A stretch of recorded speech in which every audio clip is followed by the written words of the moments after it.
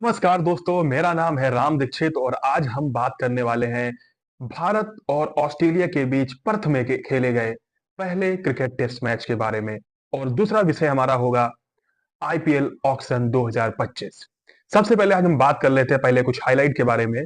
ऋषभ पंत जो कि पहले दिल्ली की तरफ से खेलते थे, उनको लखनऊ सुपर जॉइंट्स ने 27 करोड़ रुपए में खरीदा है। यह सबसे बड़ी खबर खबर है पहले दिन की।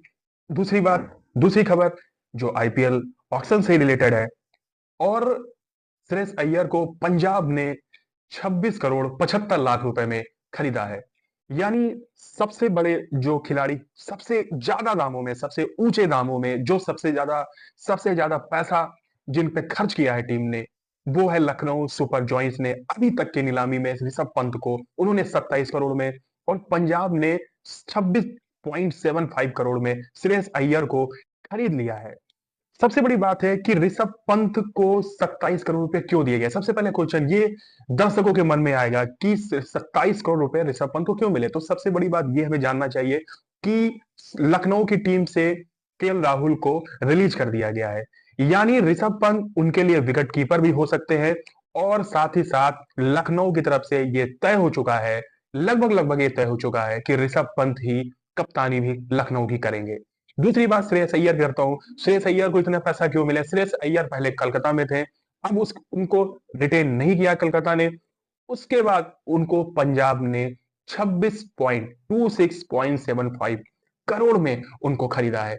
यानी एक बात यह भी तय हो गई कि कहीं ना कहीं श्रेयस अय्यर भी पंजाब की कप्तानी करने वाले हैं। बात करते हैं तीसरे, जो सबसे ज्यादा पैसों में जो बिके हैं, वो है वेंकटेश अय्यर। लगभग लगभग 23-24 करोड़ में वो बिके हैं। और ये भी मान चलते हैं कि कलकत्ता की जिम्मेदारी या तो वेंकटेश अय्यर के कंधों पर होगी, या तो रिंकू सिंह के भी कंधों पर हो सकती है।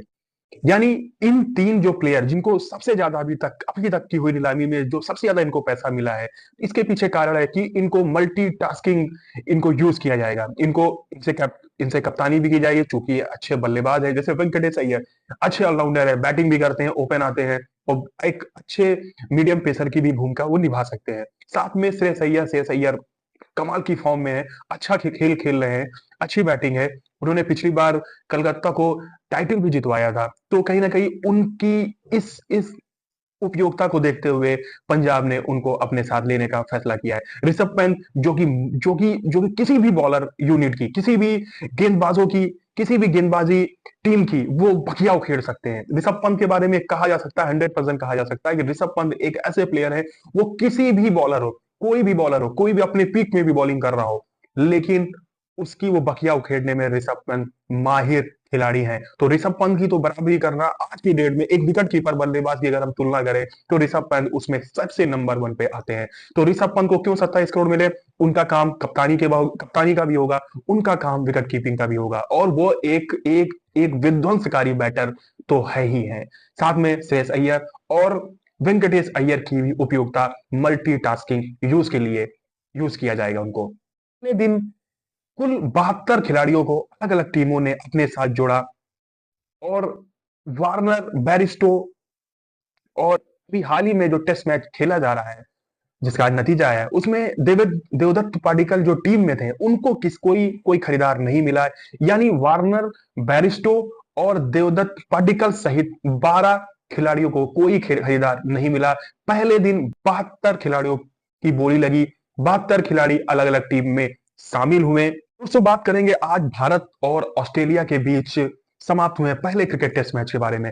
पहले क्रिकेट टेस्ट मैच में जिस तरीके से भारत ने ऑस्ट्रेलिया को धूल चटाया, उसके घर में जाकर जिस तरीके से भारत ने ऑस्ट्रेलिया को हराया है, वाकई काबिल तारीफ है। एक ऐसी परिस्थिति जब भारत 3-0 से क्लीन स्वीप होकर आ रहा था। 3-0 से भारत पिछली सीरीज न्यूजीलैंड के हाथों अपने ही घर में उसे हार का कड़वा स्वाद चखना पड़ा था। उसके बाद जिस तरीके से भारतीय टीम ने वापसी की है, ये बहुत ही शानदार प्रदर्शन है। और इस प्रदर्शन से मैं यही टीम इंडिया को मेरी यही एडवाइस है कि टीम इंडिया को इस जीत को अपने सर पे हावी नहीं होने देना है। उन्हें इस जीत का घमंड नहीं अपने सर पे चढ़ने देना है, इस जीत का मद अपने सर पे नहीं चढ़ने देना है। उन्हें इससे भी आगे जाना है, क्योंकि ये भारत और ऑस्ट्रेलिया के जो मैच होने हैं वो कुल 5 टेस्ट मैच होने हैं, जिसका ये पहला मैच है। और ऑस्ट्रेलिया को हम सभी जानते हैं, ऑस्ट्रेलिया को ऑस्ट्रेलिया में हराना बहुत ही मुश्किल काम है।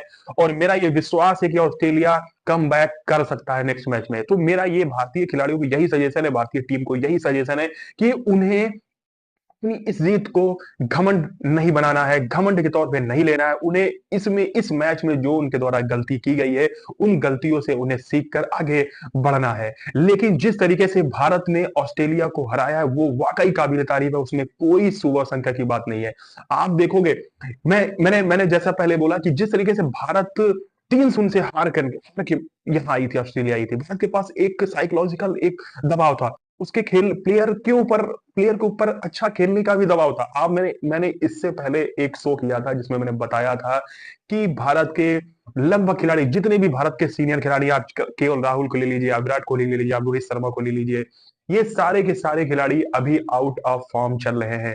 और ऑस्ट्रेलिया में जाके ऑस्ट्रेलिया में प्रदर्शन करना, ये इन खिलाड़ियों के लिए काफी चुनौतीपूर्ण भरा हो सकता है। लेकिन इन खिलाड़ियों ने इस चुनौती को स्वीकार किया। जिस तरीके से विराट कोहली ने 100 रन मारे, पहले पारी में वो अच्छा प्रदर्शन नहीं कर पाए, क्योंकि भारत की ही पूरी बल्लेबाजी यूनिट ही ध्वस्त हो गई थी 150 रनों पर। तो इस वजह से भारत की जो पहले इनिंग की जो बल्लेबाजी थी वो अच्छी नहीं थी। लेकिन जिस प्रकार से भारत ने दूसरे इनिंग में काउंटर अटैक किया, वो ऑस्ट्रेलिया के पास उसका कोई जवाब नहीं। ऑस्ट्रेलिया की पिच वैसे अमूमन आमतौर पर इतना बैटिंग फ्रेंडली नहीं होती, लेकिन जो पर्थ की पिच थी वो तीसरे इनिंग में भारत के लिए सुबह का वक्त था, जब पहले भारत दोनों सलामी बल्लेबाज बैटिंग करने के लिए आए हुए थे, तो उस समय ये कहीं ना कहीं टफ था यशस्वी जायसवाल के लिए, केएल राहुल के लिए। लेकिन जैसे वो 1 घंटा, 1.5 घंटा, 2 घंटे जैसे टाइम टाइम निकलता गया, गेंद पुरानी होती गई, उसी के बाद से ऑस्ट्रेलियाई बॉलर को पिच से मदद मिलना उस तरीके से बंद हो गया। भारत की बल्लेबाजी तो कमाल की रही है, लेकिन भारत को कहीं ना कहीं किस्मत का साथ जरूर मिला है। पिच जिस तरीके से पहली इनिंग में खेली, जिस तरीके से दूसरी इनिंग में खेली, जिस तरीके से चौथे इनिंग में पिच ने व्यवहार किया, बर्ताव किया, उस तरीके का व्यवहार पिच ने तीसरे इनिंग जब भारत बल्लेबाजी कर रहा था उसमें नहीं किया, जिसका फायदा सीधे तौर पे भारत को हुआ। यानी भारत ने, मैंने पहले कहा, भारत ने अच्छी बैटिंग की है, इसमें कोई डाउट नहीं है। यशस्वी जायसवाल ने जैसे शुरू में सेकंड इनिंग में जब से आके उन्होंने गेंदों को रोका है, गेंदों की प्रायोरिटी के हिसाब से उन्होंने मैच को, गेंदों को खेला है। केएल राहुल ने जिस तरीके से गेंद को, ऐसा नहीं सोचा कि वो T20 हम खेल खेल रहे हैं, उन्होंने गेंदों को, जो गेंद उनके उनके रडार में नहीं था, उसको उन्होंने जाने दिया। उसमें उन्होंने फालतू का छेड़खानी इन गेंदों से नहीं किया। उसका फायदा उनको ये हुआ कि उन्होंने एक अच्छी 76 रनों की एक मजबूत पारी उनको खेलने का मौका मिला। उन्होंने इस 76 रनों की पारी खेल के उनको कहीं ना कहीं उनके मनोबल को एक एक ऊंचाई मिला होगा, उनका मनोबल बढ़ा होगा। और निश्चित तौर पर आने वाले मैच में रोहित शर्मा की कप्तान रोहित शर्मा की अगले मैच में जब वापसी होगी, तो उन्हें डिसाइड करने में थोड़ा सा मुश्किल होगा कि उनके साथ कैसे केएल राहुल को फिट किया जाए। क्या केएल राहुल से ओपनिंग तो कराया जाना तो मुश्किल है, क्योंकि रोहित शर्मा के साथ यशस्वी जायसवाल ही ओपन करेंगे। क्या उन्हें वन डाउन भेजा जा सकता है, या जैसा गौतम गंभीर ने बोला था कि केएल राहुल एक डायनामिक प्लेयर है, वो ओपन भी कर सकते हैं और छठे नंबर पे भी खिलाया जा सकता है। तो अगर केएल राहुल को छठे नंबर पे खिलाने के लिए अगर ये टीम मैनेजमेंट सोचेगा, तो फिर किसे बाहर किया जाएगा? या क्या वाशिंगटन सुंदर बाहर हो सकते हैं, या नीतीश रेड्डी बाहर हो सकते हैं? ये तो खैर समय के गर्भ में है। लेकिन जिस तरीके से भारत ने ऑस्ट्रेलिया को बाजा बजा के रख दिया, आप कहेंगे बाजा बजा के रख दिया, भारतीय बॉलर ने जब ऑस्ट्रेलिया बैटिंग कर रहा था बिल्कुल डांसिंग कार बना दिया। ऑस्ट्रेलिया की बल्लेबाजों के पास भारतीय गेंदबाजों के का कोई जवाब ही नहीं था। बुमराह की जो गेंदें निकल रही थी, मतलब आप ऐसा समझिए कि गेंद, आप क्या करें? गेंद, एक तो पिच की भी गलती थी। पिच की गलती क्या थी? पिच ऐसा ही व्यवहार कर रही थी, पिच ऐसा ही वर्क कर रही थी कि गेंदों को खेलना, समझना, क्योंकि कोई गेंद शॉर्ट पिच बाउंसर हो जा रही थी, वो कोई शॉर्ट पिच ही गेंद इतनी नीचे रह जा रही थी कि उस पे आप एलबीडब्ल्यू हो जाए।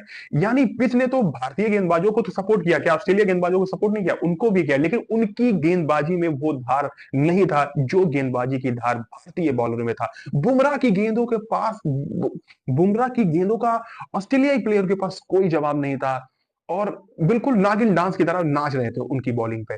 कोई जवाब नहीं था। आप देखोगे कि उनके पास गति थी, उनके पास फ्लोवर था, उनके पास सटीक याद करते बुमराह की, जो ऑस्ट्रेलियाई प्लेयर नहीं खेल पाए। उनका बखूबी साथ दिया सिराज अहमद ने, हर्षित राणा ने, साथ ही साथ वाशिंगटन सुंदर ने भी सेकंड इनिंग में बहुत अच्छी बॉलिंग की। यानी भारत की पूरी बॉलिंग यूनिट ने, बैटिंग तो भारत की शानदार रही, लेकिन जिस तरीके से, मैं एक बात कहता हूं कि भारत इस मैच में अगर वापसी किसी प्लेयर ने कराई है तो वो है जसप्रीत बुमराह।